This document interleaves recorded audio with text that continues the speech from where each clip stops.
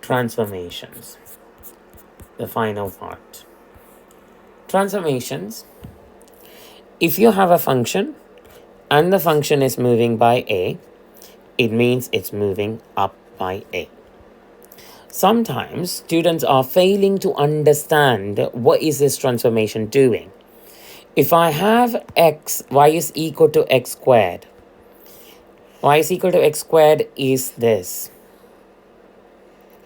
But if I say, can you draw the graph of y is equal to 2x? So let's say this is a function. And then 2x. What is basically happening is I'm replacing the x. I'm replacing this x in the first one by 2x. So that means 2x.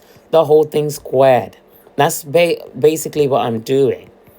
So because I'm replacing the x, what needs to happen? If I replace the function by something, what needs to happen? And additionally, if I add something to the function, what needs to happen? That's basically transformation. So in here, if I give you y is equal to fx is this, and then if I say, can you do fx plus 5? What I'm asking you to do is x squared plus 5. For this, you don't need to go and do minimum, maximum, and all of that because you know the standard graph for x squared. The graph is going to just shift up by 5 because nothing happened to the x. In there, nothing happens to the x. X is still x. But I'm adding 5. And to recognize this, I've used a mnemonic, OX. If you see something outside the brackets, then your transformation is going to be outside, means y coordinates will change. If you see it inside, then x-axis would change. So in here, it's going to move up by a units. Graph will just shift up by a units. This one, graph will shift a units by graph will shift a down, a units down. The third one is minus a. Minus a means it's basically how I said fx is x squared means. And if I say, what is x minus 2?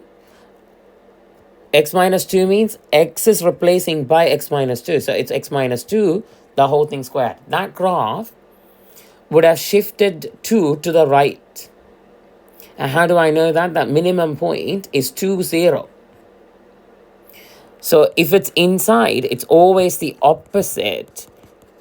It's always the opposite that you need to do. If it's a plus, it's minus. If it's a minus, it's plus. So here, if it's inside the bracket, x coordinates are changing. But because it's minus, I'm going to move to the right by a units. And then the next one is left by a units. This one is getting multiplied by a. Multiplied by a means it's vertically stretched. But by scale factor, a.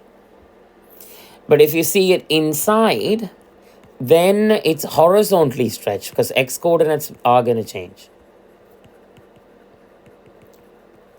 By scale factor, 1 over a. Remember I said, if it's inside, it has to be always opposite. If it's multiplication, it's division. If it's division, it's multiplication. So here it's a times.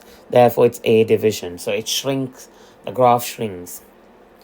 Minus x outside, minus the function means it's a reflection. But this one is a reflection on x-axis. The next one is reflection on y-axis. So what I meant by this is x-axis will act as a mirror for